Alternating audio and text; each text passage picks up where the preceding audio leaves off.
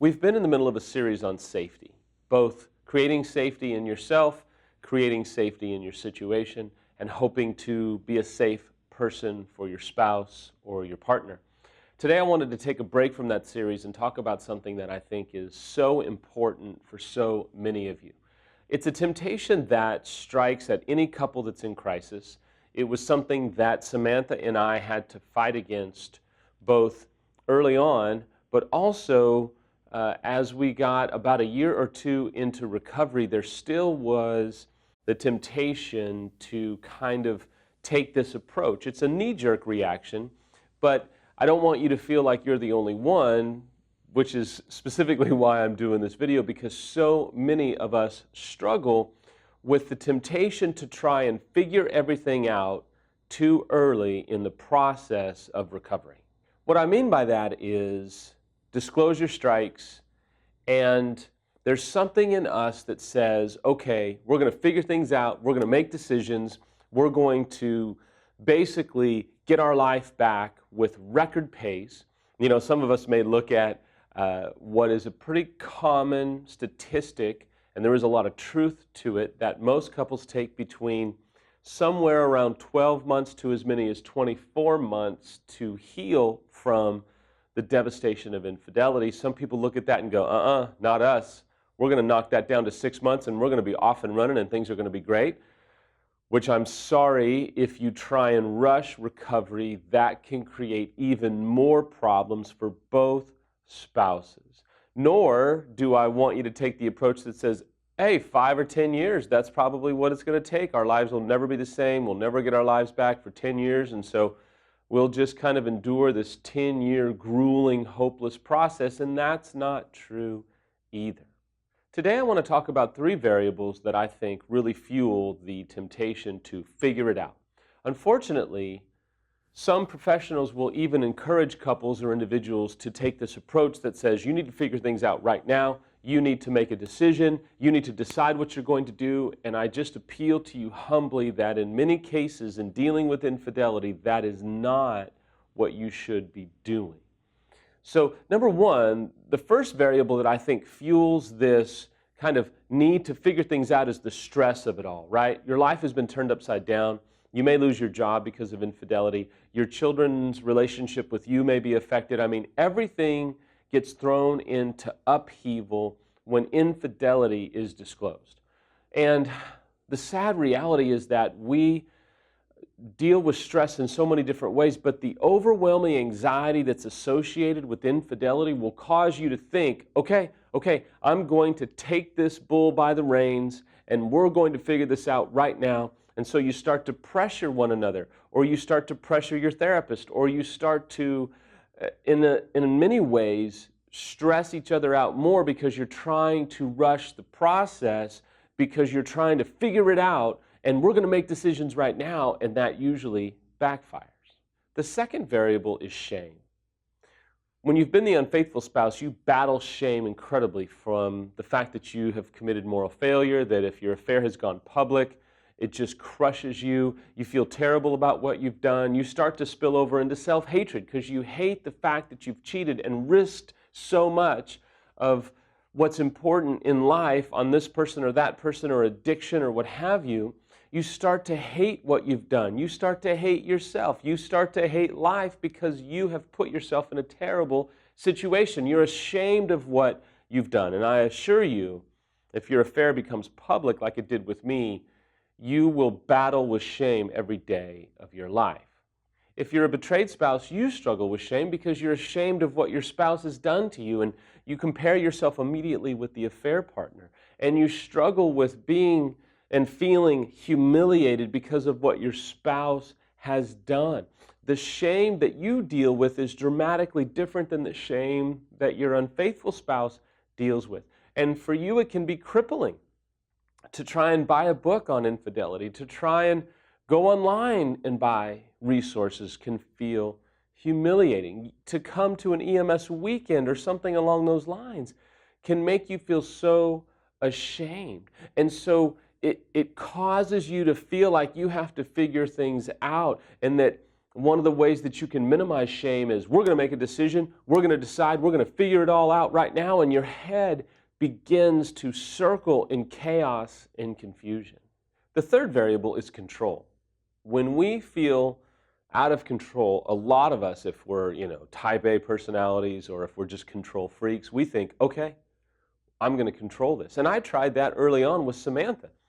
I took my type A control freak personality and said, here's what we're going to do, and started to lay out this recovery plan. We're going to do this, we're going to do this, you're going to do this, I'm going to do that, we're going to get through it, and it's going to be okay. And Samantha, for probably the most significant time in our marriage at that particular juncture, decided, hold on, you're not in charge. I know you're not used to hearing this, but I need you to know you're not in charge of my healing. And yay, Samantha. If I say anything that's important to you today, I want to tell you it's okay to not have things figured out. In fact, one of the worst things that you can do early on in the first couple of months or so, or first 6 months even, depending upon the chaos of your situation or the fact that every situation is so different. So to try and say that every couple should do this is really tough, but I will tell you with respect to your situation, one of the best things that you can do is give yourself a good self-talk that says, it's okay that I don't have things figured out right now. You don't have to figure out what you're going to do about the marriage right now. What you probably need to do is figure out what you're going to do for recovery work. That is more the critical question and the critical decision that you have to make. I tell couples all the time, you don't necessarily have to decide what you're going to do about the marriage right now. You do have to decide what you're going to do for recovery work, because your recovery work will determine the quality of your recovery, and it will determine how your recovery goes for 3, 6, 9, 12, 24 months. The better decision is to say, let's get the best help possible. Let's get the best help that we can afford, and if it means we go into debt or that we have to borrow money, then so be it. But the best thing that we can do is not try and figure everything out, but more put our energy into let's get the best help possible. Now, some of you may say, well, Samuel, my spouse doesn't want to get help, and that changes things. Right, I get that. The best thing that you can do is maybe, again, not strive to figure it out, but to say, what's the best recovery work that I can do? Because the more work that I do on me, the more work that I do to help me see clearly, the better decisions I'm going to make down the road. So it takes the pressure off that I have to decide everything right now. Because you're going to make decisions right now that are probably based upon emotion and anger and stress and anxiety and a desire to control, rather than being based on getting the best help possible, which will then change your perspective, which will then educate you on both what's best for you and maybe what's best for your spouse or what's best for caring for that particular addiction. My friend, it is okay to not have it figured out. You can stress and freak out so much. I mean, I know many of you have panic attacks and anxiety attacks and struggle from a desire to try and remedy the situation and get your life back. And oftentimes it can feel so powerless. You can feel so powerless because you feel like you don't have any control. And one of the best things that you can do is decide that you're going to take care of you, that you're going to work on you, that you're going to get the best help that you can get for you, because if you can help yourself, you can see things far more clearly. You can make decisions that are based upon maybe decades of research and information and experiences so that you don't feel like you're the only one and you don't feel like you're charting this uncharted course that no one's ever walked through before.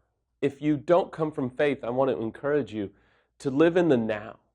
You can't get 6 or 8 months down the road instantaneously. And if you try and get there, it'll stress you out. It'll worry you. It'll freak you out. You'll struggle so much with anxiety and worry because you're trying to figure things out. And one of the best things that you can do is say, you know what, I'm not really in control of what my spouse will do, but I can be in control of what I do.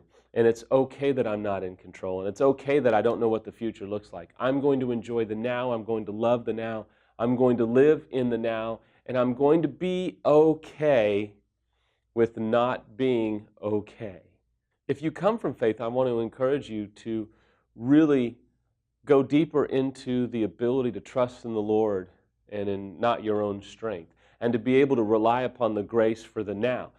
One of the reasons worry is so intoxicating, and one of the reasons that worry is so harmful, is because there's no grace in where worry takes you, right? There isn't grace for what worry is presenting you. There isn't grace for what stress and anxiety is trying to worry about. There's no grace for that.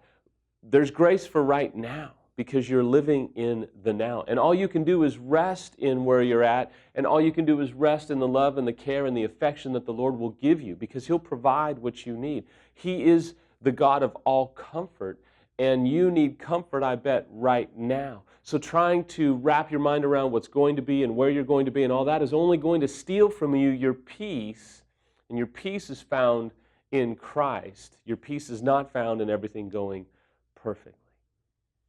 Whether you come from faith or not, it's okay to not have everything figured out. Don't believe the lie that says you have to have it all figured out right now.